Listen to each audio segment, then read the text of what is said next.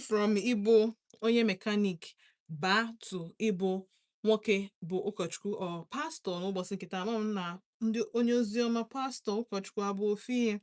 Ndị Igbo ụkọchukwu na pastor adị mma ịkpọ ụkọchukwu pastor n'Igbo. Isi na onye oziọma ọ dịka evangelist ka ị na-ekwu ya, so pastors ka ife anyị ga-akpọfa n'Igbo. Ọ dịkwa very important ka unu kọwaalụ m ya maka ụkọchukwu dị m ka priest or reverend father. Pastor kwesịrị inwe okwu nke except na ha ncha abụzikwa ofu. Alright, so anyị na-ekwu maka nwoke si from ịbụ a mechanic balo to ịbụ a pastor. Tupu ọ gaa ịbụ pastor ahụ ọ nụ nwaanyị ọ nọ na 18 years. Wee mechie nwaanyị bata na bia wee mechaa wee fụ na nwoke amụbugo ụmụ 5 n'ilo. Asif na nke ahụ adịrọ enough, pastor se ya nọrọ. A na-ekwukwa nke ahụ nwoke sizi ka ọ kpọrọ nwaanyị na village wee bụrụ na nwoke onye ndị niile ọ kpọta na ụmụ nwanne bụ asị nọ ndị mmadụ ka ọ kwụrụ ụgwọ, ndị mmadụ ka ọ ha ya ka ha bụrụrụ ya nwanne. Mgbe o ji webatazi ebe nwoke, ụmụ nwanne nke nwoke na-emezi ya na-akpachapụzi akpachapụ na-eme ya ka na ọ bụrụ ezigbo mmadụ ka onye ala ịghọtago. Asif na nke ahụ adịrọ enough, nwoke sizie na ọchị ije pastoring. Ije pastoring ahụ ga-eteki 4 years. Nwoke gụchaa akwụkwọ nnọọ nọjizie mma. Olifonye anwesizi nke nwaanyị na ọma nnukwazie. Na ọchị ịnụ nwaanyị ọzọ. Wee jee nụọ nwaanyị ọzọ bụrụ onye nke 7. Bụrụ onye nke 7. Nwaanyị wee na-ajụzi wee na-asị o nwee ebe ọ nọ chọọ okwu na this situation. Nwoke etinubekwa ya ife o. Ka naanị ya na-emekọ ya notice ekwa na ọ na-agba n'ilo. Kama na mgbe ọ nụchago ya ka abịa ọ bụ na enwere ụmụ 5. Mgbe ọ si n'ime marriage nke ọ sịkwa na ọ chọọ ịbụ pastor, sọsọ ya nwe bụchazi pastor, wee jee chọrọ nwaanyị ọzọ si na ọ ya anụ. Now, normally onye Igbo, normally mana Igbo mana Yoruba ma Hausa sef, everybody is allowed ịmụ nwa, ịnụ nwaanyị 5, as many as you can take care of. So nwoke ya, but reputation ọ dị mma for onye chọrọ ịbụ a pastor. Reputation or a good reputation for onye si na ọ chọrọ ịbụ pastor. Kpọọ m na 07060485853 ma kpọọ na 09155708347. 07060485853 ma kpọọ na 09155708347. Anọ m na YouTube na Vote Odenigbo. Ije na YouTube anyị ga-enweta anyị na Vote Odenigbo. Anọ m na Facebook Vote 104.3 FM. Drop your message or on Vote on YouTube or Facebook. N'ebe ndị a na-atọ mana phone line anyị ị ga-akpọ nkwa m nweta m na phone line anyị. So nke ọ bụla ị chọrọ make use of, you can call in. Hello. Good evening. Ka ime? I'm fine. Ka afọ gị na ebe isi akpọ m? Arụmdabe. No. Okay.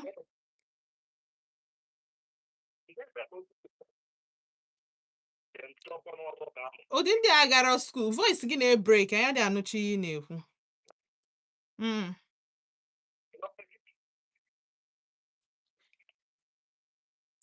Alright, jisike ka ịkpọghachi m azụ. Hello. Good evening. Ka ime?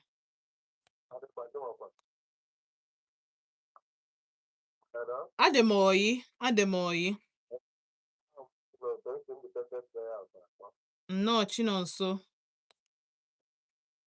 N'ime okwu a na onye tụrụ okwu pastọ anwa na-edige na advice ya nọrọ.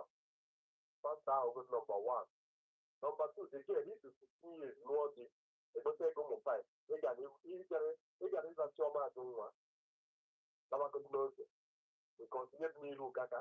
Again, ka dị ọ kafere mfe ịtụ ụdị akwụkwọ ahụ ụmụ 5. Ọ ya nwere itinye n'okwu a. Daalụ. All right. All right, 0706-048-5859. 0706-048-5853. My phone is 0915-570-8347. Hello. Kekime. Ademoye. No.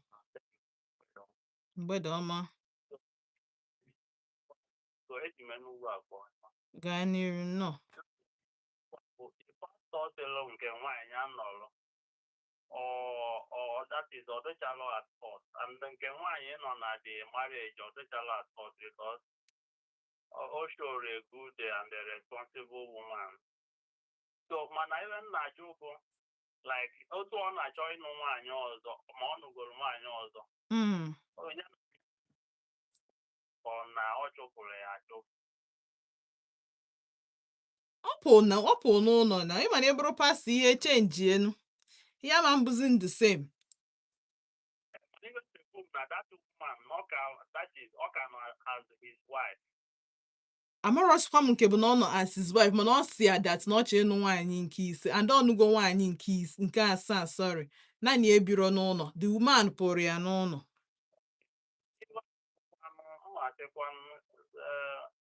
Sorry, as you should permit me to say, one side, I say maybe I say side, then go find out on a game. I'm going to keep my side and As a pastor, ụdị mmadụ ekwesị ordain as a pastor ka ọ na-adị ordain is pastors.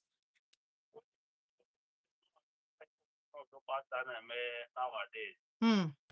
Because ọ bụrụ mụnwa except mụ na ndị ahụ na nwoke amụtala nwoke ọ na ụmụ nwaanyị ka amụrụ ya like onwe reason mana ụfọdụ ngwa nke nwaanyị ahụ nwa bụ ekwe ịghọtago except ma oke bụkwe dị woman as his wife mana as a pastor is known with one wife. So the lady and ọ bụrụ mụ nke the lady nwa bụ ekwe o nwere word mmanya la ịghọtago online. So mana malekwe kama iwe dị Igbo wee mee. So because all the toy the girls all the toy future the girl destiny yes. All the toy future ịghọtago all ya bụ yes. That is ọ bụrụ when I am as good because of what I know we made those things. You know that don't make people temple people it or noise in ban of a jana. So other long of our Lord. Dalo.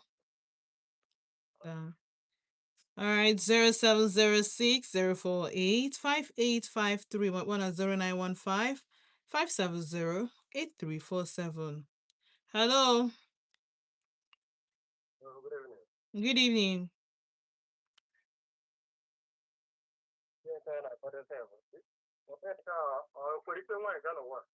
Can I find a BC at bomb?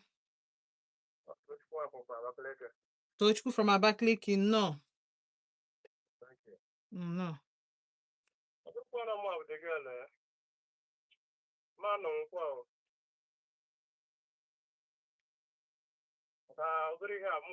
Ihe ọ bụla wee m chere gị na gị ebe akwụkwọ pastọ ịbatazi sị m n'ime anụzi ihe ọzọ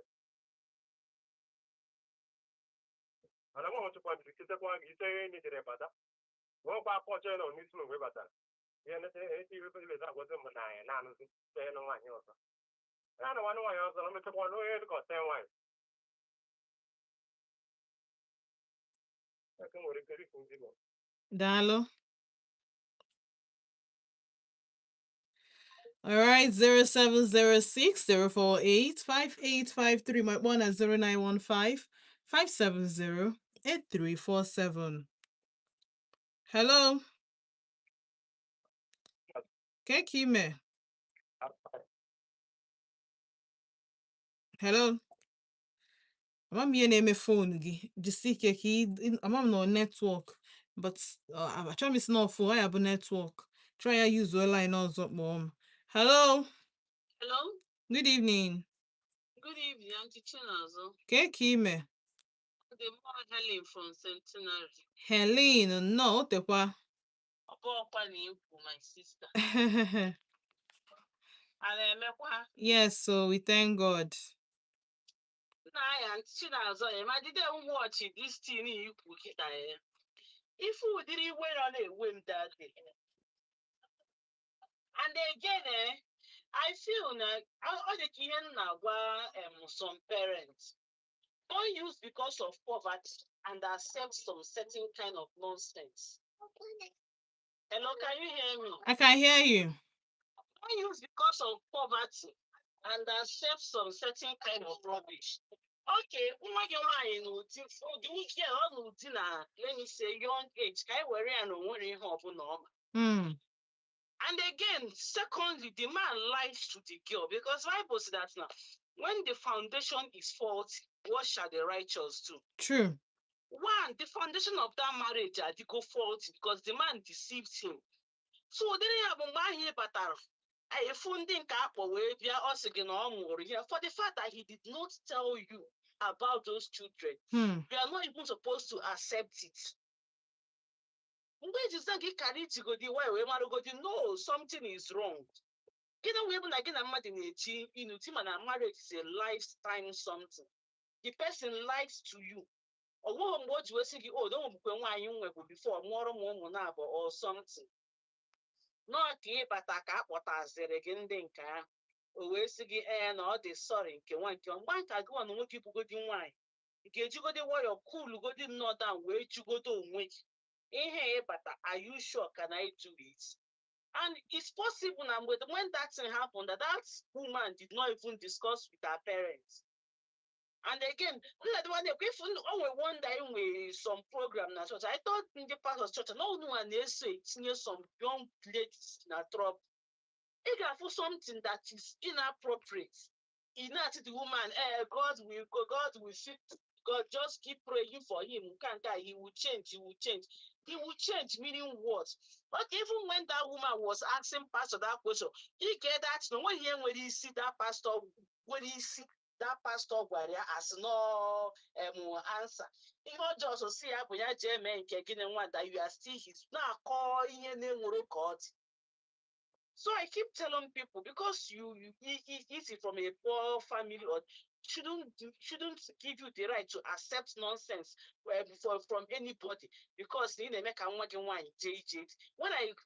watch that thing for that woman to get anya military was if for this man have frustrated this woman, she looks so frustrated. That's the woman is so confused no matter the whole get you maybe no feeling go na the woman akago nka afufu egbugonia o wee batazie we spend on another one that he cannot continue with her. Ofugo no onye nke dị young maybe ha na bo meet maybe ha na-aga pastor school or whatever ha na-aga si na na-aga pastor school. And onye nke ọzọ kpụrụ na onye odenu ya most pastors no nwere onye na-odenu ha. Once you got pastor school, ekuzere gị Bible, ekuzere gị how to speak in tongues, you are free to go and open your own church. Your house no work for members. This is what to. So here my advice, you're in late. Always know your worth as a woman. Always some things that you cannot accept from anybody because you want to marry. Don't even do that. Dalo so. Dalo. All right. Oh na fugonian. Through mmadụ ka a na-aya ma pastor ma di. Mmadụ. Kika mmadụ ga-esi wee nwoke agwara ya eziokwu from day one. Kpọrọ ụmụaka kpọbata. Then as a pastor si anya nọlụ. Na na-save marriage. At the end of the day, ihe karịa ime na gboo bụ emechezi mewe in the future. After how many years? Nwoke aka hapụrụ ya ọ karịa bụ na nke nwaanyị hapụ ya ọkakwe na-edi because ya nwere onwe ya dị ma ndị heartbroken ka nke nwaanyị because why nwere ụmụaka ise wetin concern ụmụ nwoke nwegoro ụmụaka sef adịghị sometimes they don't even have anything to lose in terms of nwaanyị hapụfa they will still fall back on their kids ma ọ jee chọrọ ofu baby mama ha wee were ya wee na ịmago hello Keke ime. Yes, all the go okay.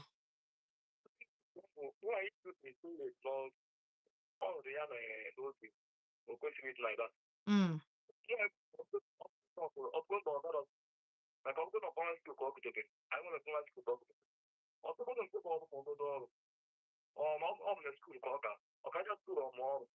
At least 2 years or 3 years.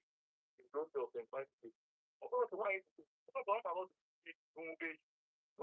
from 15 years. Now, I don't know you. And also, we have no questions before I to keep again about it.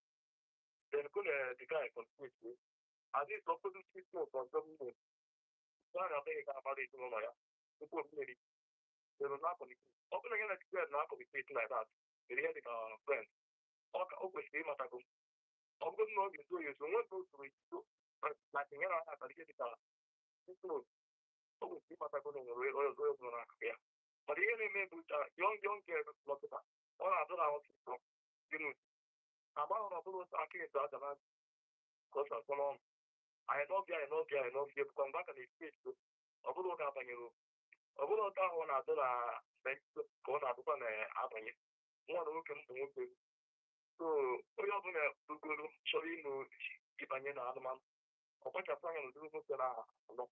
A boy of the establishment, you know, yeah, or need to take up.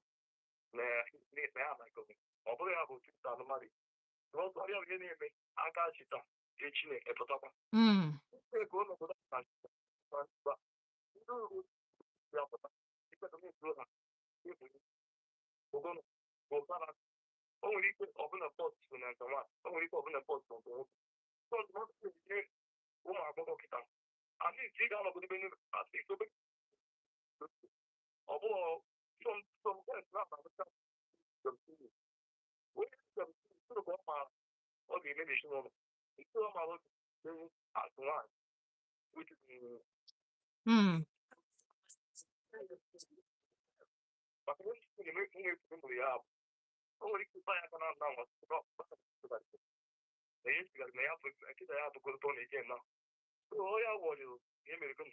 Well.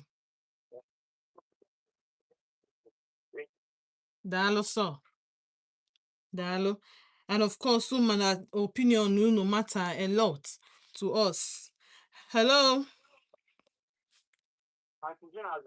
What nata radio again? Okay. Thank you.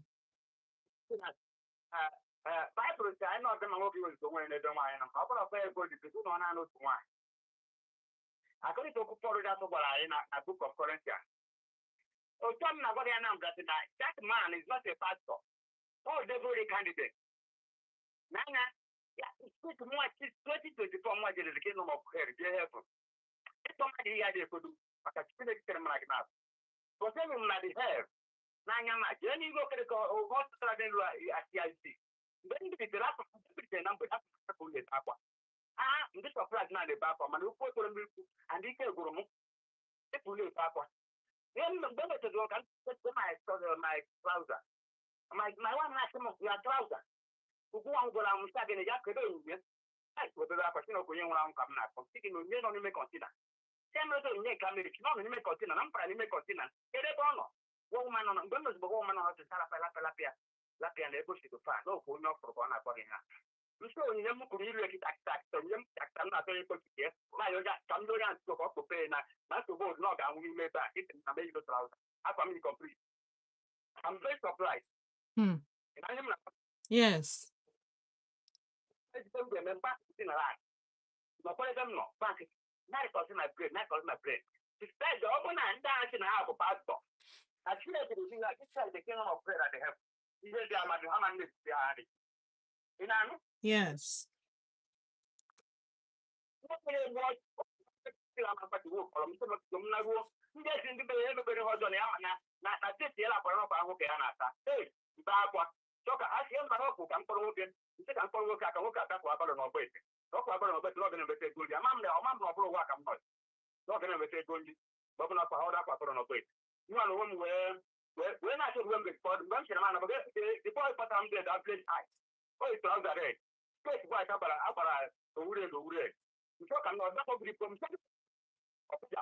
kpọrọ jụọ dị agịrị ka m mere gị ọkwụrụ oke na ofufe m mere tụkwa mgbe ofufe m mere ụdị pọlịsị ụdị afọ ọbụla ọrụ ọbụla isi m ebe a na nga na-arụ ya okpuru isi oke ya bụ na nwere m mere tụọ igbo ntokpụrụ tupu emeghị ya ga-abịa 15 minutes ọmakwụ chekwa onye kwuru 8 o'clock m ji bata 6 o'clock dị ikiri on Monday ahụ n'anya nwa ihe m pụrụ retarịrị m maka ọchacha ụlọ mọpụtara a na-arụ ha esi nọ the whole world ụlọ akarịrị ụwa niile ebe ụwa niile nọ ma ndị ọcha ahụ na ndị isi ekwetara na ụwa niile nọ dị edeto ma n'ime okwu ma m si n'ụwa blọkụ otu a otu eji achọ ọkụ blọk emere n'ime a ọdụpụta blọk emere n'ime a mmekirigoro na atụ haus nchi ga ndị metụ aka mana mmetụ aka na ndị a ga-akụkwu m ebe na mba ụwa ga-akụkwu ebe ọchị n'ebe aka ụwa niile nọ na ha ga-akụkwu m gaa ndị kwụ ọtọ ndị kwụ ọtọ ise ka taa nwanne ụwa nke ebe ụwa niile nọ ndị kwụ ọtọ ndị na-egbu ọjụ nshọpịrị ka pati ofisa pụrụ ndị na-akwụsị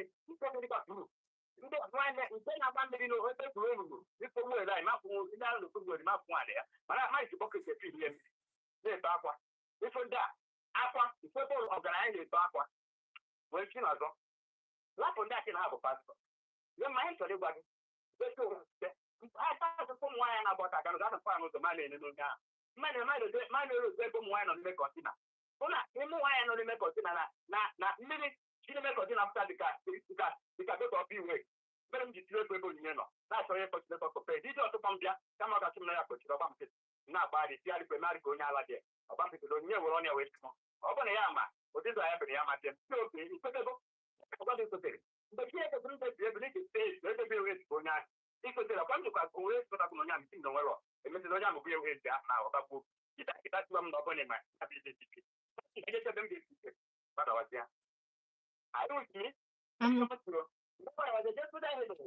pụta ihe ebe ekwesịrị aga ma na nwa akachasị n'ọkụ mọrụ masị bekee ọnụ ịfụrụ ya n'anya nwa akachasị n'ụzọ Chineke gwara masị bekee ọnụ gị m na-agbasa pata mechie ọnụ gị dịfụrụ n'anya so patasị my ministry mgbe ka na-apọtụ patasị my ministry cannot do that tutu arịa Christ mgbe ministry bụ Christ of that with one ministry ndị pasta anyị tụrụ ebe a pịa dem ha bụ kọmputarist ụfọdụ steeti onwe na-ejere hụ n'anya ụfọdụ bụ candidate ejere ekwentị ebe a pụtere nwaanyị jere ebe a fụ n'anya ọbụrụ mmadụ maka tekmal hebụl nwanne dọkịta onye nọ na hebụl mana mmasị na m fụrụ ndị aha anyị n'iru mmadụ ka a mara ihe nwere ihe gboo ndị a nọ na-atụ ebe a bụ a nọ na-atụ ihe ndị a na-esi bụ alalụ ya ha atụbọchị mgbe dị ka je na ndị ahụ mmiri mgbaragbara data hụ na ho na diamond ka ya melo toro daa chae very wide you for that on every to na bade oh that's that great when you who don't call in one kire na meda you wepa sababu on people that last la april when you will blast your body april to killer finally to for that simple gold and diamond push that I can market the saga simple and I can be match ka brava samna no tu kama ni me for that week na ga sem no ya on doka wait Eko mwana kuwe kwa watu nisile teba. Kwa watu nisile teba kwa kata parko wewe teba. Wewe kwa kali teba. Wewe mkua. Mjele jele pata. Yesu kuna je. Wewe kwa kile kama kama tu risiki na kapti na ke. Wewe kuna je ta. Woman ni white. Wewe kwa kile kale pata. Wewe kwa kile white. Ta kile pata. Kuna je ta. Short. Mjele kuna ndo kwa sababu mtibia. Leo se solo nda jele ba. Oka so ndi bo kama ndo kwa ba. So ndi bo eko anakuwa na tombo. I will also be able to find a better place. Let's go to Quantis Para, get over to Quantis, the Tanya. Yeah, and then make them edge up as the Pona. Doctor, I'm not doctor. Okay. I am there, probably quite good enough. Well, what's my mister? Hey, where did you go quite off? I am that is an academy. No, what the man? Not the doctor at the man. Where is that tiny book? Where is your doctor? The doctor that is all right. The mamma didn't do that. The hardest I'm that I got in her best. The mama just died. Because some days after not to one day, he had a month or March. Go there for 5. In the some Napo, some no number, not be tired up. Some no number, not be tired up. So I have the hand for a bit. Rania, now the pastor, they're not going to be careful. They're going to be careful. They're going to be careful for competition. Naya, oh, I can put down, I am the guy that's in a matter. I know, I did start at the man, Opere ile pastor kwa upige kutoka ngombe tu. Pastor kwa kweli akasị amadụ n'ime na-eme ọcha mmadụ dị n'ọnwa ahụ onye na-egbu ọjị ga-ebido n'ọnwụ onye na-agwọ nkịtị ga-ebido n'ọnwụ onye na-eji ga-ebido n'ọnwụ onye na-egbu ọjị ahụ ga-ebido n'ọnwụ ọ bụ ndị a na-eji agwụ ekwu mmiri abanye n'ụlọ na-ebutara ikwu ga-ebido n'ọnwụ otu okpukpere osisi adịrọ ọkụ ebe ahụ ebe akpọrọ okpukpere egbochiti n'ebe ahụ maka Chineke okpukpere osisi adịrọ anwụ sitere bịa anwụ na-esitere mgbe m katara nka na gbọrọ bụ na chiechigo mbụ sọpraịz esi ka chi ebe a mana ebe ahụ nọ na awụkarị esi ebere ebe aka chọrọ ịmagbu asa ụzọ adịrọkwa ya ọkwa asa na atụrụ ụzọ Chineke dị warawara nwaanyị na-asa ụzọ ọzọ were ụzọ ekwesịrị akụkụ ụzọ Chineke asa ebe niile akpọrọ m kwuru okwu tutu m jegere ebe mkpochi kpere pa m metere ụzọ o nwere ụzọ gara aka eto ụzọ ogbochi mere anyị tọ aka nọ n'ime ya uwe dị ka m ghọta maka ma nwụta aka m ga-atụ na ebe a gbọrọba soro lati pak tachakere ebe na-eji ọtọrọ maka ebe a chi awakara waje ije ihe chabụkwa onwe gị na ahụ na-ekedere agha agha dachi ọchị na onweghị na tagide bụ eketa na ha dachi obi adụrụ ha mana ha na-etecha akwa ihe echekere eje ya dị aka anyị na ọrụbere ọchịchị m na ya ebe papa nke a dị ka ọdụ pak adị ebe nkịtị maka ebe dịgasị wee ebe okwe ebe a na-achị ebe m ga-esi ike na ndị banyị na nwere ebe m ga-esi na ebe ahụ n'aka m na-ana ya dị aka anyị nara ochiche ọnwụ sị ka ebe m sobrebe aka ya gọpụta akaba anyị mere esoro na-aga gaka aka n'akaba mgbe m na-anata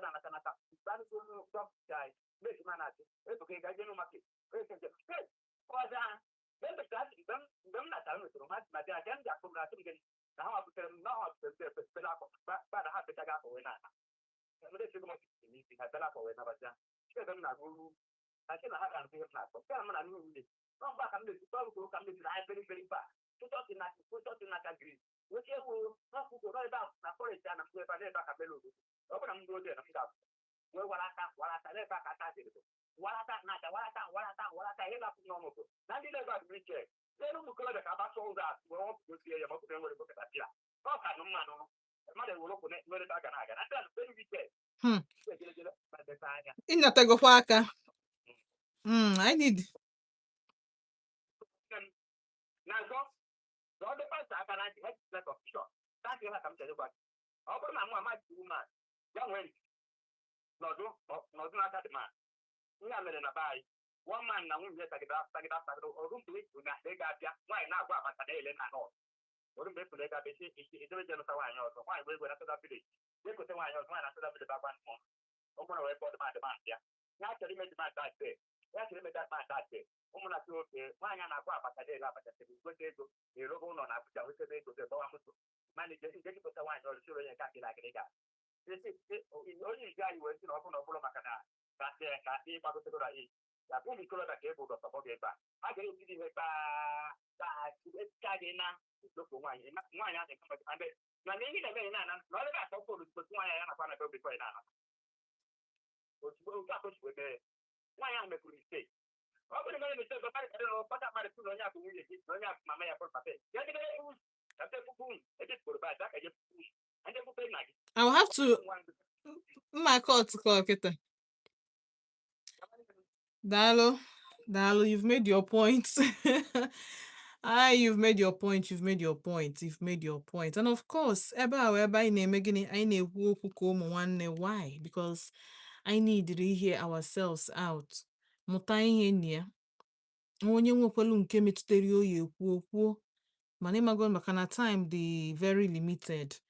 I ga na-atry na ịmago limit how long anyị na-ekwu okwu ka ndị ọzọ nwee ike batanwu. Hello. Ka ime? No, arụ m debere echi, no.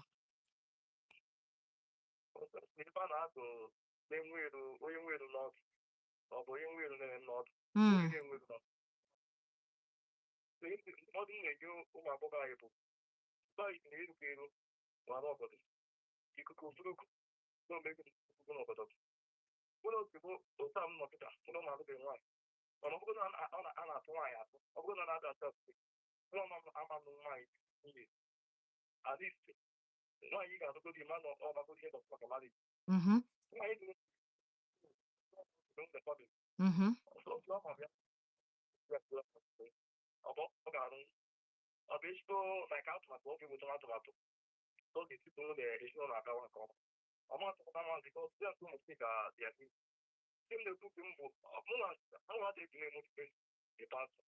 So come on, Tim, the man that's me. Like if I can know what I see, they have something about born again. They get an apple born again. And they do what they do. Yes. So, never know where. Because you call me to go no one. You can talk about the man. You know, I want to die every day. On all whatever you don't die every day. Because I'm going to why man for what go by.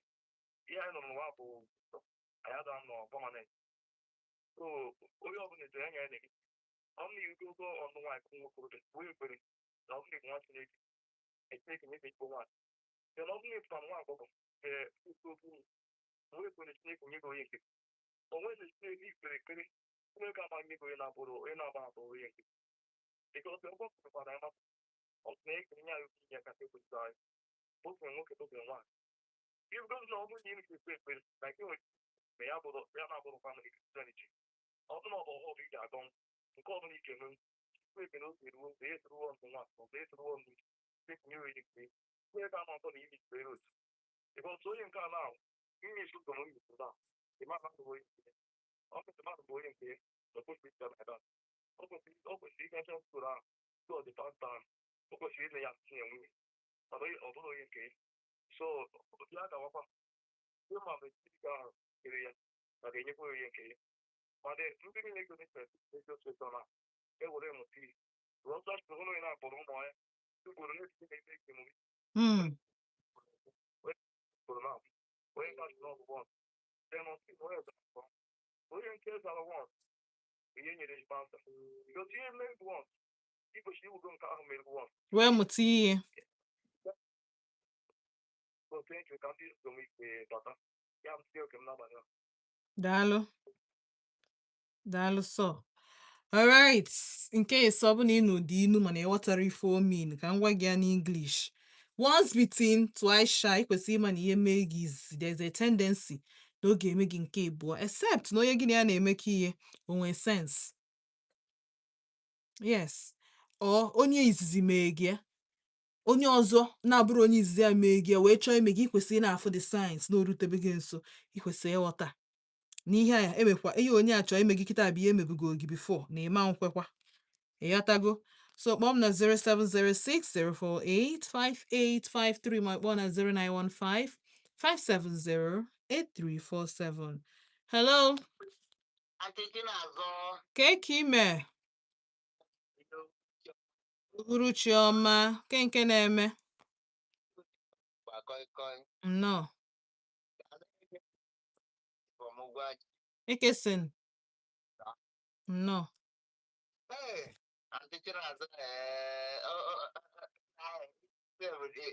Nwoke a kọrọ anyị stori na ike ọ bụla ya bịa na studio o nwere adọmakesi ọ na-ekwu story is too long. Ọ bụrụ story o kwesịrị. Don't worry. Let's move ahead. Ka anyị gaba n'iru. Na-ege iwu na-ebute ọkụta ka m si dị n'ogbe gị nwere bata na ịghọtago so pụta ozugbo nnukwu ka stori a anọ na moto na-anụgodu nritugo n'ebe a na ruo tie ma listening device bụkwa the same story the man ka na-ekwube aghọtazi m ebe anyị nọ before arụ dabara ichi ekwu okwu ehihie ịghọtago so amụrụkwa dị ka ihe dị on ground just ka m kwuo obele. Okay. All right, nsogbu adịrọ. Anyị na-ekwu maka anyị na-ekwu maka nwoke je nụta nwaanyị dị 18 years after some months akpụrụ ụmụaka 5 wee bịa sị na nwoke bụ ihe nwe ụmụaka. Nwaanyị je mitie pastọ ya sị ya nekwe di ọ nụrụ mbọsị a ka aka na-asị ya na ọ mụrụ ụmụaka 5 n'ilo. Di pastọ wee shia ya dibe ya sorry ya dibe n'ọbago ka a na-ekwu ka a na-eje nwoke wesịsịkwa ya ka ha jee village. Lo and behold, o ruo village o wee chọfụta na ya bụ nwatakịrị nwoke bụ di ya ya bụ dimkpa bụ di ya abụrọdị ụmụ nwanne ka o ji wee bịa nụrụ ya. O hire friends and families I represent the family. Oh, in fact, all hire friends and well wishers if you represent the family. Okay. Odibe, di ya say I don't mind them. Ọkwanya nwa ka o ji maka ya wee bịa ya face ya wanya hapụ ụmụ nwanne ya. Sito. Anọkọtakwazi ya nwoke wee sizie na ọ chọkwazi bụ mekanik na ọ chọ ijezi pastoring. Wee je register na ịmago n'ụmụ Christian schools a gịnị o jeche 4 years course for the pastorship. Only for nya wepụtazi sizie ya nwunye ya na ọ chọrọzi ịnụ ya na ọ chọ ịnụ nwaanyị ọzọ. Otu a ka nwoke shi wee move on hapụ nwunye ya. Ajụjụ m na-ajụ tata bụ ya bụ nwaanyị ukwu ebe ka a ga-esi ebugo nwaanyị ukwu a maka like how keka ụmụ nwoke ya esi wee dị this heartless. Some ụmụ nwoke anyway before mepee phone line agwara m nso na o nwere ụmụ nwoke dị very very compassionate and thoughtful. Ha dị kind. Ha kwuma na ha ekwesịghị ime ụdị ihe a to onye ọbụla na ya na-emekọ. But this man gara ahead bụrụ pastor upon ihe a niile ume na-ajụ onye eruru ịbụ pastor ka na God who forgives all I forgive gị. Hello. Uru Chioma, ka ime? No, Augustine.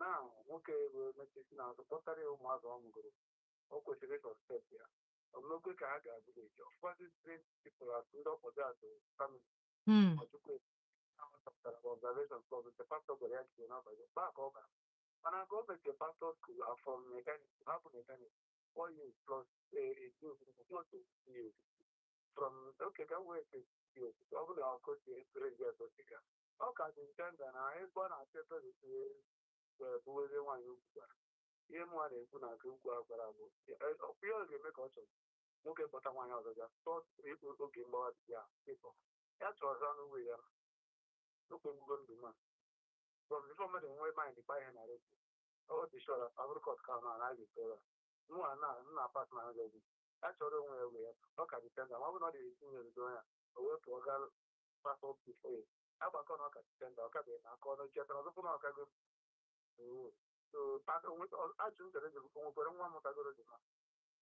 ọ mụtara ụmụ na-abụ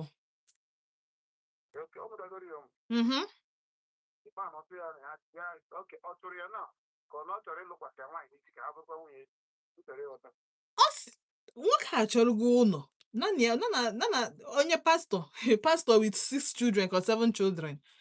Ọ chọrọ ụlọ chọpụrụ onwe ụlọ achọpụ gwawazi nke nwaanyị na ọ chọrọ ịmụ nwa na ọ chọrọ ịnụ onye ọzọ.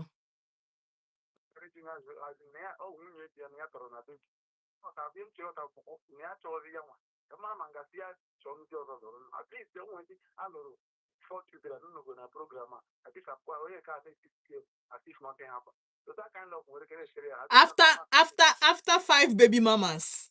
5 baby mamas.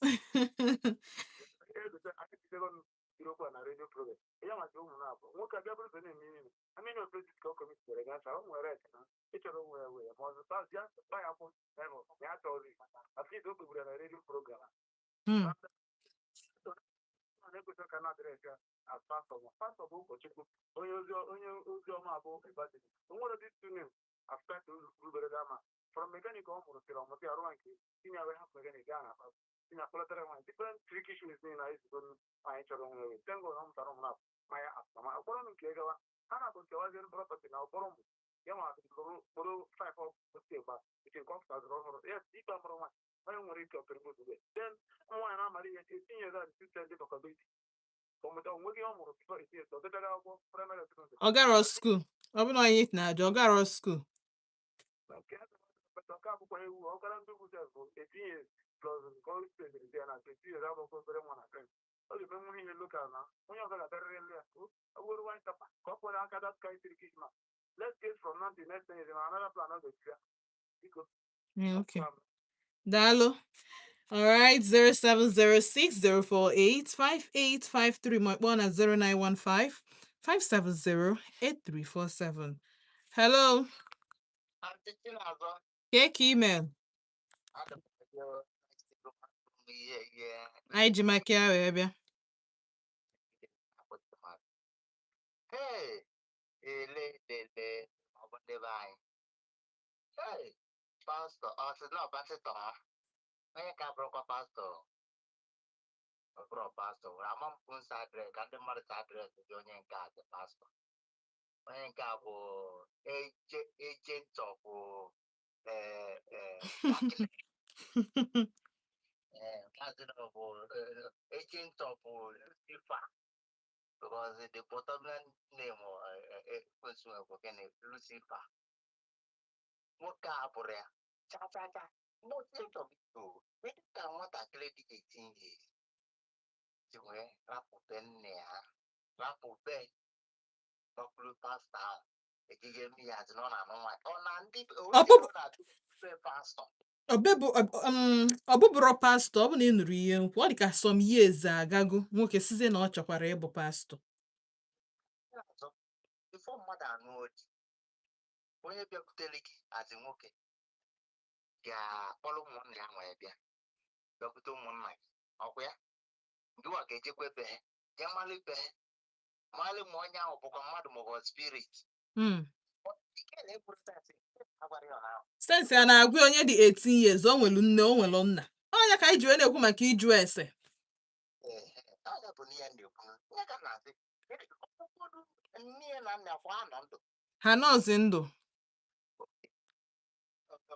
ọ nọzi ndụ bifo nụọ di maọbụ na ọ nọ ndụ bifo anụọ ya onye bụ na datị na aga na ọ bụ na nne na nna ya nọ ndụ ayala ịma be nke nwoke si wee pụta ha dịkwa rọng ya dagbara ya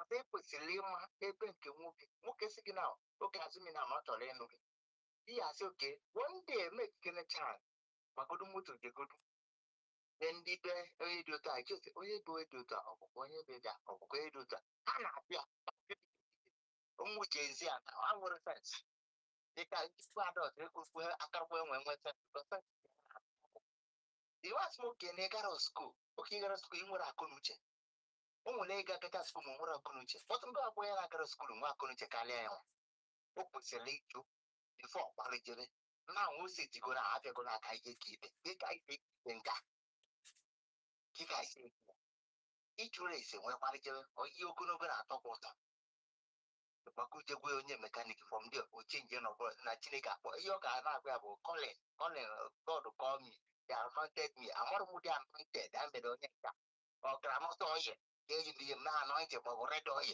biko ha dozi the reason why ị ga-eji wepụta mma ụnọta nwaanyị olusie dị n'eze olude 5 years isi na bụrụ ụmụaka bịa soro ụmụaka jen jekwa pastọ si na ma n'ụzọ onye nke a imebigo ị ga-emegwe m dị ka ndị o ị ga-eme m ndị ka ndị wee bịa nụrụ m ọ bụ m bụ nwaanyị ahụ ghọtago so biko ahụ pastọ onye nke amanị mere ọbụrụ pastọ akpọghị pastọ ọ na-ewute m ọbụrụ pastọ ihe ada mada acha ume o kwesịrị nwoke a ka akpụla ekpụje sakia ịkwara gọọmenti anyị asị na onye ọbụla gbawa onwe akpụje sakia onye ndị ụdị ndị abụ ekweje ekpụje ekwe sakia ihe ga-esensị nwoke nke akpọrọ onwe pasọ ọta mkpụzukwere ma ọ bụ agụ mkpụrụ mmiri mgbe na-emisi na-emisi nwoke a ga-ata nwoke ahụ ome amarapụ ya ọgọ free that girl dịka dị too tender ọ dị too tender ịgbara ijebe na be di ọ dị too tender 18 years nwebere ga ezu ficha nwatakịrị ka ọhụrụ wee kpọdụzia so ya bụkwa ọrụ m tụ aka ndị ọzọ ike bata dịbe pasịtọ nwa dara iwu pasịtọ daalụ sọ daalụ. Alright, ụfọdụ n'ime unu na-ebe 18 years na ọ dị tute nwe ndị dị 13 and ka onye ihe anyị mekwa taa o the lady adịtụgokwe the lady agbagotekwa na age ama m na afụ ya eso mana ihe at least opekata mpe ihe a kwesịrị ime ebe 10 years ago if not more than ịghọtago kama na ịmago the story just short nụọ ya just nnọọ brifuo ya nnọọ ka ọ hapụ ito ogologo ihe a niile mere over time mgbe ụmụaka ji wee bata mpa nke nwaanyị anwụgo onye meziri nke nwoke ji wee nwee the audacity kpọbata nwaanyị kpọbata ụmụaka duru ejezie na village bụ the true family ebe o si mpa nke nwaanyị dịkwa ndụ mgbe e keriri nwa ya o and ihe fault ebe ihe niile a si bụ gịnị ajụghị ese ije cheki kedu onye na-anụ nwa gị kedu ihe ọ na-eme kedu ebe o si questions like that lineage ya ndị befe afụkwala onye bụ nwa n'anya ka nke anyị ehate nwa gị batazie na bia emezie gịnị by extension emove kwuo dị afụhụ n'anya to the nwa mmadụ na-enwere ihe ọma hello ka ime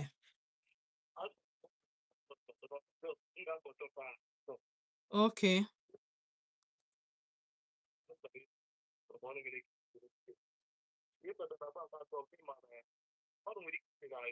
mm.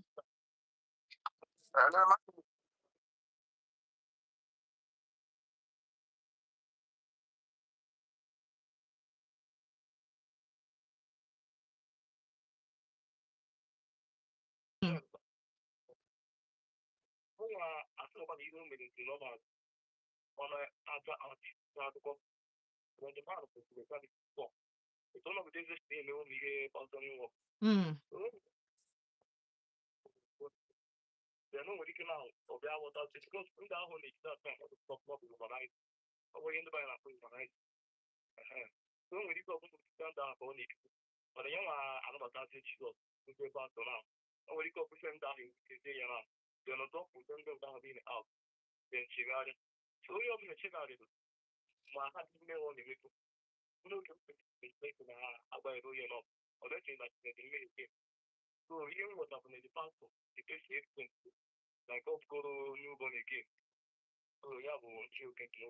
Okay. Okay. All right. Unu anụgoni ya nchegharị. Eche m na onye na-echegharị oduru nwunye ya wee na-eje echegharị with him. Ichegharịzi je nụrụ nwaanyị ọzọ. Okay, nwunye gị bụ non-believer. Gwa bụ the chosen one, nyanwa the unchosen and a non-believer. Iwe afọrọ ọha ka ụmụaka ome wee je nụrụ nwaanyị ọzọ. Okay. Hello. Hello.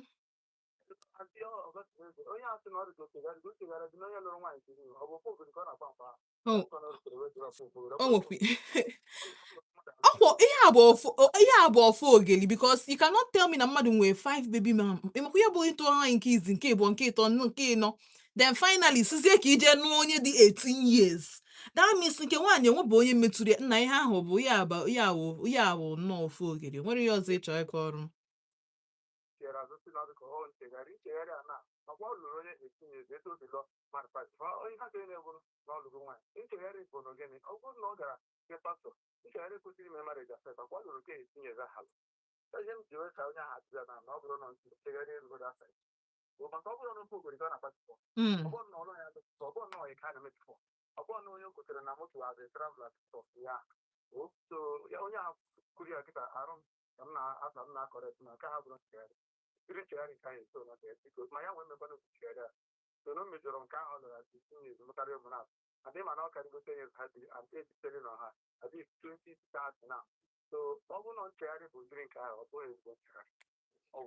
daalụ it's na age is telling that lady na-ejezikwa late 30s so ọ na-ejezikwa onye anọ na 18 years na-ejezikwa late if ya ị ga-ama na onye a ọ bụrụ otu 20 something onye a dịzi nọ na late 30s if not early 40s late 30s just ka inye ya na afụ dowere ya iru otu o si wee dị late 30s if not early 40s hello ka ime no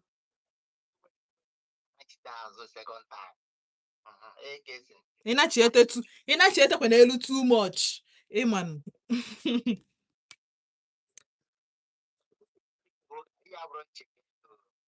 na-akpa chege because ọ bụrụ chegele ọ ga-anabata why oge ji wee sị the woman na ọ chọọzi ịnụ ya ọ bụ nchegele bịa as a pastor ọ bụrụ oge eme bụ mee accumulate meje ha ncha ndị accumulate ha ncha bụrụ one ọ na-echegele ka ego si echegele ka ebe o chegele nwere ga agwatara m dị nchegele dị n'ihe arụ ndabere chibigo nna m o enwere iwe ọ bụrụkwa ata ka anyị na-eme gị ụbọchị anyị jọsiri ekwu ka ụdị nchegele dị ya ahụ anyị mara eziokwu na mmadụ na-echegele otu nchegele ahụ ụdị nchegele ka a na-ekwu ọ bụrụ ụdị nchegele nka o chegele bikọs ọ bụrụ na o chegele o meghị ụdị ya ọbịa azụ pastọ kpọrọ onwe pasịtọ ka ọ kpọrọ onwe ewụta ukwu siri ime jesedo onye nke oke ka adịghị eje asị afọ esi na oche ego ọ bụ otu aka si echege manụ nchegharị ndị bandit dị ya Daalụ nsọ daalụ n'afọ nke inyekwelu nchegharị nke agbagote kwas na m nchegharị ndị bandit na wow hello good evening ke ime nke na-eme no o tekwa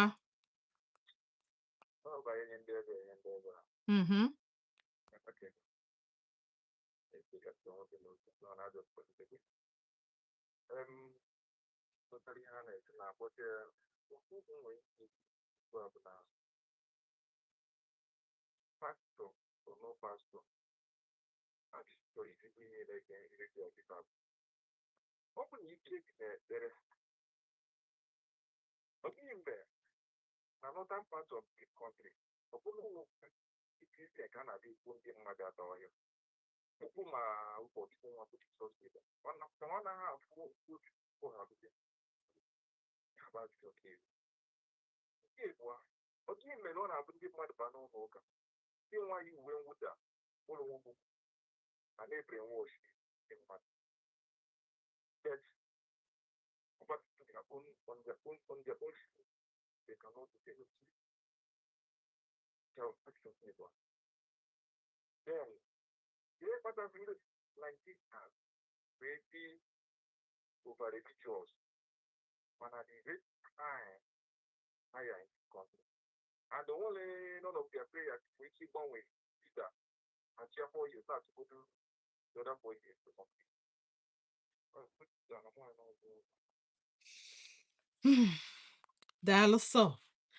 Daalụ sometimes yes we have a lot to say but each take the topic ị chọrọ dive in ị ga kwurugodo ọtọgwụ gị ọ na-agwụ ike and I understand ọ na-agwụ ike so anyị ga-amaba ozugbo kịta anụ a na Facebook ka nje nweta meseji sign na Facebook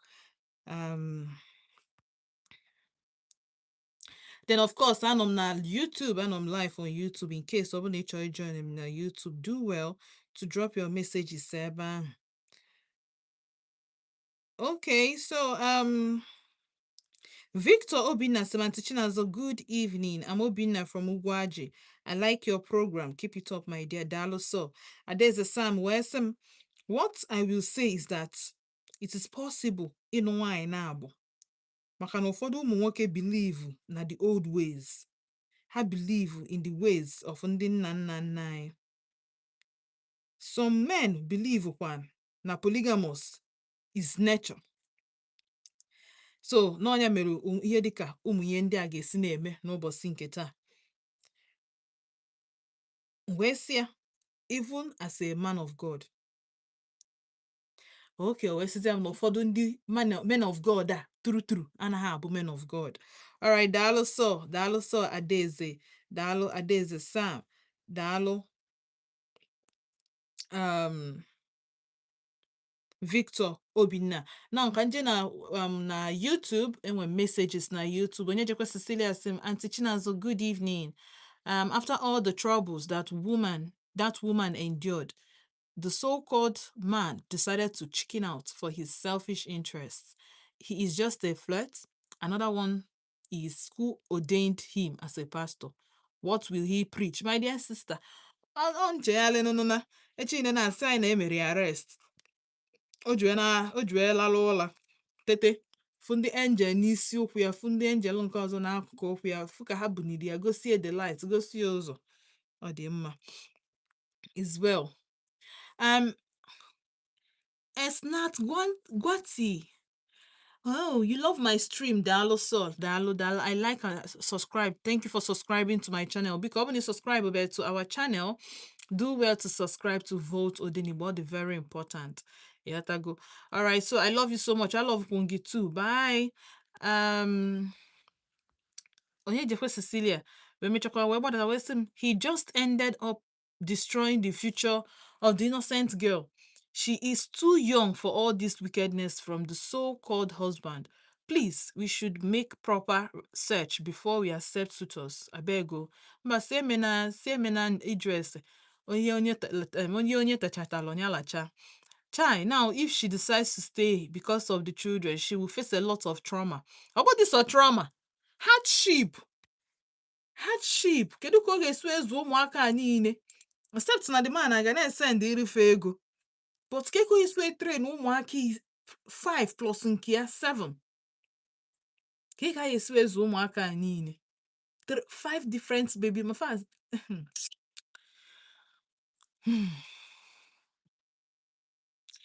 Chai, now if she decides to stay because of the children, she will face a lot of trauma. Then, if she decides to leave with the children, how will she take care of them? The man has finished her. He can leave. Anyị na-agwa gị na nke nwoke hafụrụ ya nalie. Ọ gwachara ya ọchọ egwu ya naliere onwe. If it is true repentance, he will answer the call with his wife and not separation. Thank you. Ofu ya na-ekwu ichegherie ọrụ idubara onye nwunye gị. Gị nwa ije dịsị na ị na-eje that pastorship ije ya peacefully o gosi na nke nwaanyị sọpọtụ gị kwado gị pati ya gị n'azụ si gị na na-aga na-eso gị whether spiritually or physically ọ sọpọtụ gị jechezie bata okay he is just taking advantage of any lady he gets in contact. He is wicked. Pauline Godwin Ike, Auntie Chinazo, good evening. Dalo so, Pauline. Dalo. I just feel anyhow, just wickedness. Yes. The power of na ọ bụ nwoke ihe ọ na-asọrọ ome onye ọ chọrọ imetụ aka o metụ onye ọ chọrọ ịtụfu otufuo onye ọ chọrọ idowe odowe amakwanụ m na ụdị mekaniki nga ọmakwa m nọ nnukwu moto ọmakwa m na afụkwala ego eji eri nri wee na-eme ihe a ndị a niile. Hello, good evening. Adị m oyi ka ekwan. Yes, we thank God. Ka afọ gị na ebe isi akpọ m Kenechukwu nnọọ.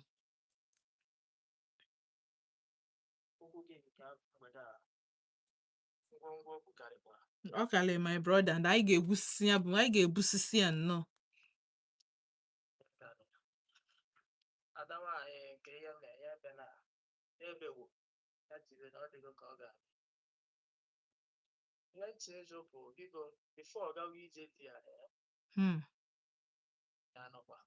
Onye?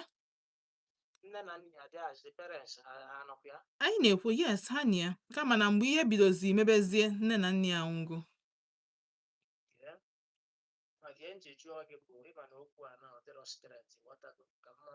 Onwe mgbe okwu niile ị nụrụ adị street okwu ọbụla ị nụkwa n'ala adị street.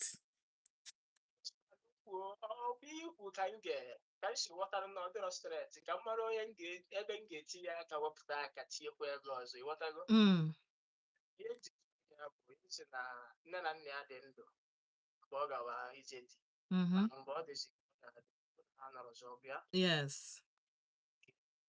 abịa na nke izizi m ga-ata nne na nna ya ụta ịma na esi na nke nwoke bịa nụọ ya na ọ bụrụ ndị be ha ka o duru bịa na ọ chọrọ duru ndị ọgbọ mmanụ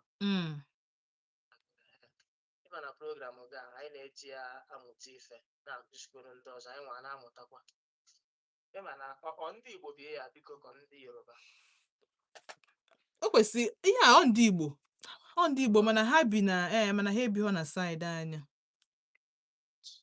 ha ebiro na South East wee jụọ nọ ndị Igbo ka mmarụkwa ka si abịa bụ na ịma na abịa n'Igbo nwaanyị na-achị elu di ọmụ ihe a na-asị ọgọ ga-amarụba ọgọ ịghọtago bikọsụ na ada ofu mbọchị ịbịa na ị na-achọ ịnụ nwaanyị ịbịakwa nke izizi ịbịa nke ịnọ ịbịa nke ịtọ ka ndị si abịa ghọtago o nwezi mgbe ọ ga-olu afọ ike nwe ka isi onye a na-abịa ịnụ nwa ya ma onye nwa ya na-abịa onye na-aga ịnụta nwa mmadụ ị ga-aga n'ebe onye na-abịa ịnụrụ nwa gị na ka ị marụ ka ebe ọ si gị na ochi ebe a ka o si ị na-aghọta Yes.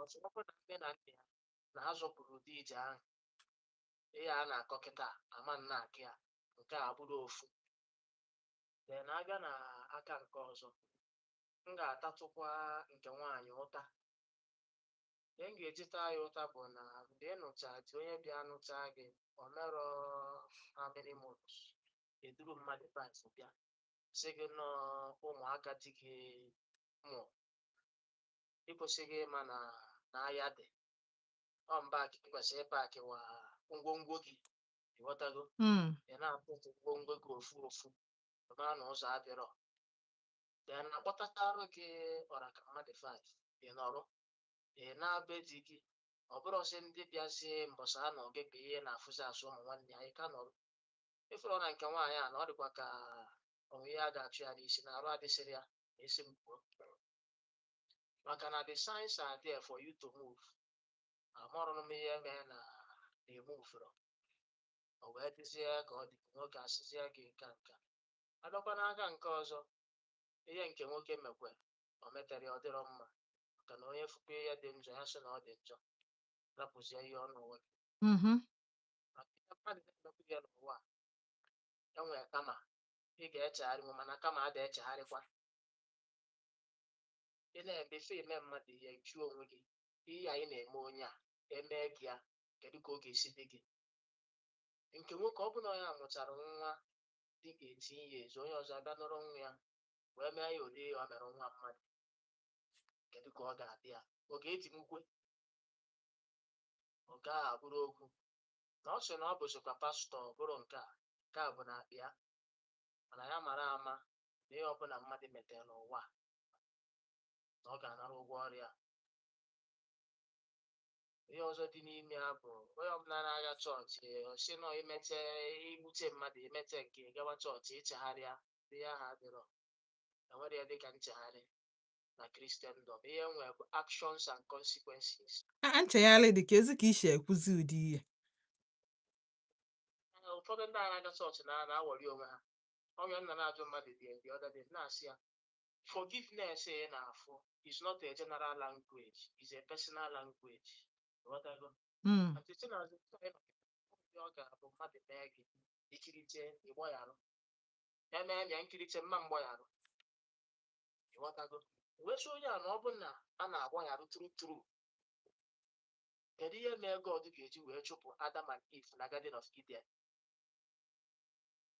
ọ bụ na mgbọyarụ dịkwa tru kedu ihe Jizọs Kraịst ga-eji sị gị na onye a ga-ele ya na ọ karịa mma na amụrụ ya nwoke ka ọ sọfe afọ ọ ga-ata nghọta na ihe ọbụla mmadụ mere n'ụwa ihe nwere is action and consequences ihe ọbụla ya bụ ihe ọbụla ị chọrọ ime mmadụ iteki ya eteki marụ na oru echi eme gị ya ọ ga-adịkwa gị mma ọ dịgo ka ọ ga-adị nke nwaanyị diwe ya kọsara uchi ya ọnwa onye ọzọ bịa ya ga-anọrọ onwe ya ije dị ọya na-afụ n'ụwa ịghọtago ọ dịgo ka ọ ga-adị onye o mere amarara na-edegburu onwe ya maka ọ bụ na ndị nne na nna ya mere ya kwesịrị ime nke isisi ya mee ọma ndị otu a denye ọ na onwe ya kwa ọnwe ihe ọ ga-abịa ịfụ ị marụ mba a sị gị kwakọ ngwongwo gị na wee n'idoro ka abịakwa gị agwa n'idoro ka mpịarị bịakwa ka onye si gị nọrọ isi onye mpịa nọrọ mana ajụjụ kịta bụ ụdị mmadụ otu mpịa na mmụ ya nọ ka ihe ọ na-anakwuru after how many years mgbe ọ kale na bụ mgbe ahụ o ji ekpesa elu pastọ nne ya na nne ya nọrọ ka onye ọ na-anakwuru ha nwere ozibe bewebe ha nwere ozikwuru eji you know go lonely I am so lonely I have nobody onye gụrụ egwu a nwere ego onye gụrụ egwu a nwere ego how much more onye ejighị ego ebe a ka ajụjụ hafuzi okwu afọ antị Chinazọ na okwu ịchọrọ ịjụ m nkịta ebe onye a nọ wee mee mistake from day one bụ parents ya ajụghị ese ajụghị ese amarọ m na a na-achọ ịchụ nwa achụ n'ụmụ otu esi enụfụ dị gị dị m ka nwa ọ dị anụ ife nna by anyhow by jamkpa by imagom otu ọbụla ife ọbụla ọ bụkwa ya bịa nụrụ nwa ya nwaanyị yes kedu ka nwa gị dị 18 years as tender little small as 18 onye dị 18 pempe biko onye ọbụla na-asị na onye dị 18 years my dear brothers and sisters aka m nọ be nna m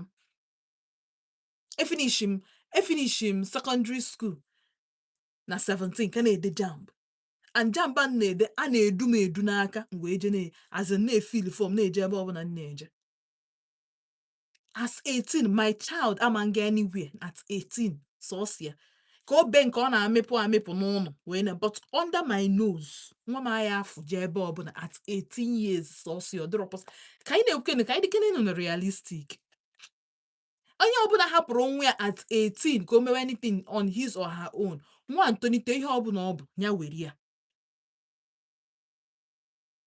the only way you can freely which mgbe m nweta admission na Uniport mma m ekwọrọ m ije at age 19 okwelo mma m ekwelo probably mụ na unu akaghị nọ na vote Odenigbo because of course njenu Enugu ka m bịa n'ịfọrọ na anọzialụ m Enugu chọta ọrụ nke nọrọ na Uniport mpụta nọrọ Port Harcourt wee chọta mụ na unu akaghị na-ekwu mma m sị na nwa ya yara eje mebie na Uniport yes nne m dị that sensitive ọ bụrụ na m abụrụ a good child but ọ ma that na nka dị tender brain mụ sa akwụkwọ ka m na-agụ den nwere ihe gbasara m na ime onye na-edeceive m na onye adịghị edeceive m at 18 nwa gị ka dị vulnerable at 18 ihe ahụ ịkụziri mgbe ọ dị obere ka ọ ka na foundation ya ọ nọzi na lintin emebeghị ya roofing so ọ bụ na nwa gị chọrọ ịga university o nwetaga admission it is understandable at least ọ nọ na school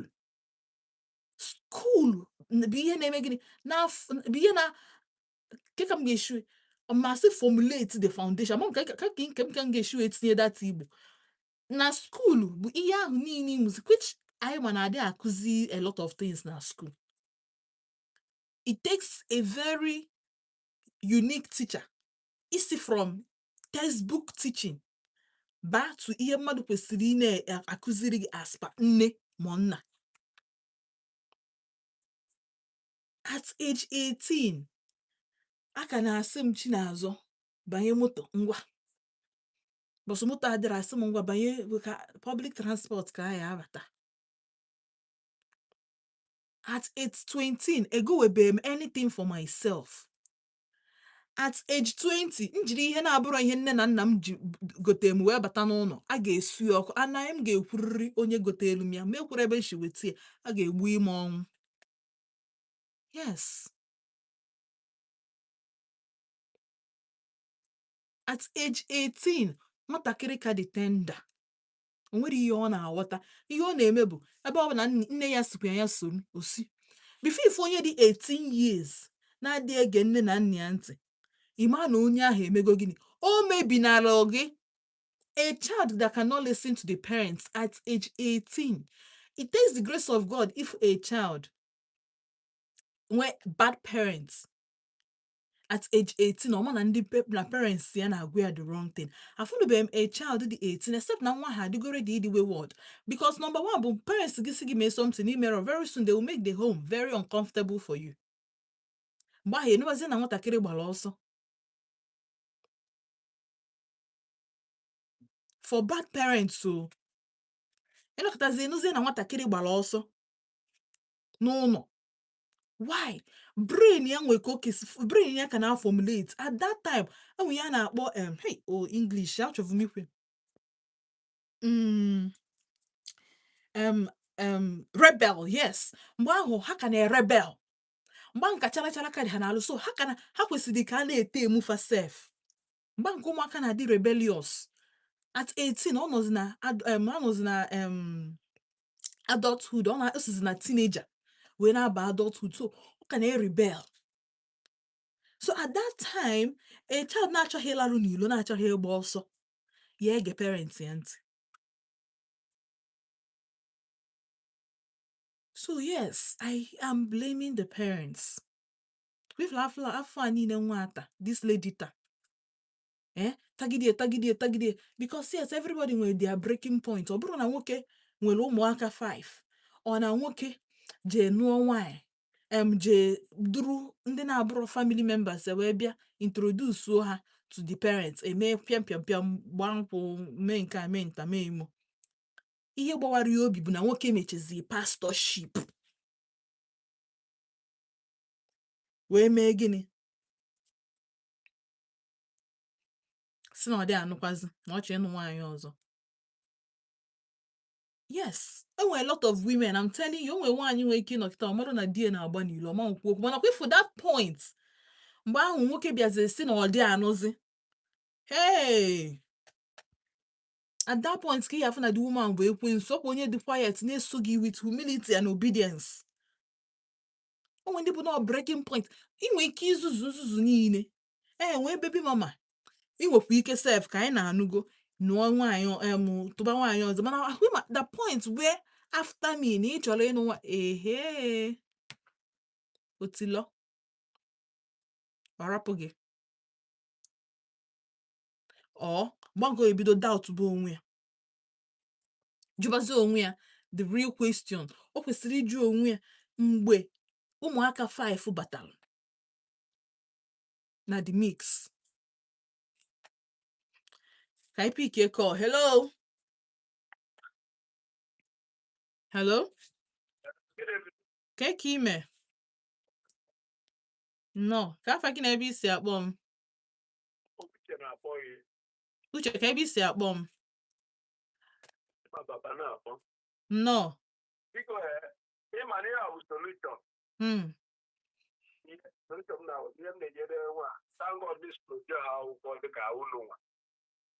Ihe anyị na-eme kịta bụ ọhụrụ na obodo nwere mmadụ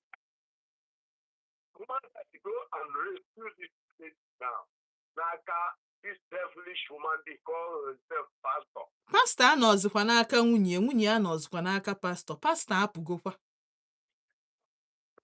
Ya ji egba, let him go and free that man to come. Okenye ụmụaka Igbo anwa. Bam. I agree with you.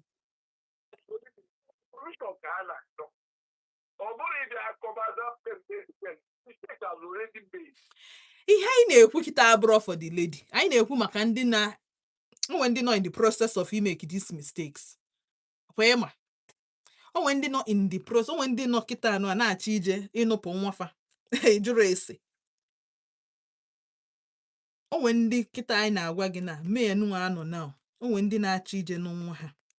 Ịnụnye nya like asị na abịalụ afọ flower in a garden na afro rose bụrụ garden egg mara m nke a na-afụ but ijebe jụ ese mara ụdị aka nwa gị na-achọ ịba n'ime ya.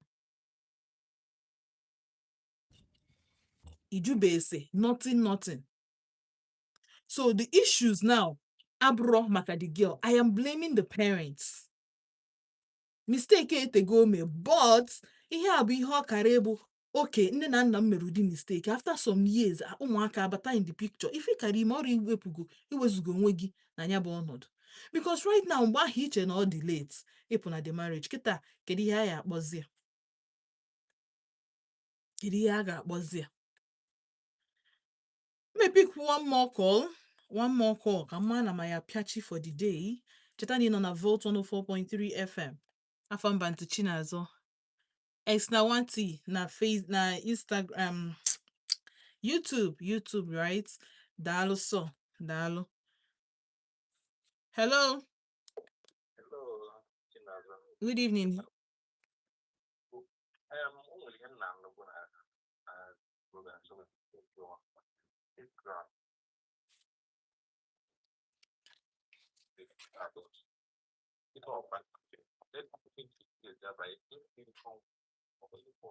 Mm-hmm.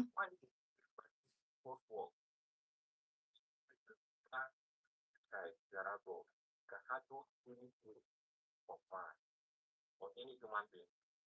So, but what we have to talk about that?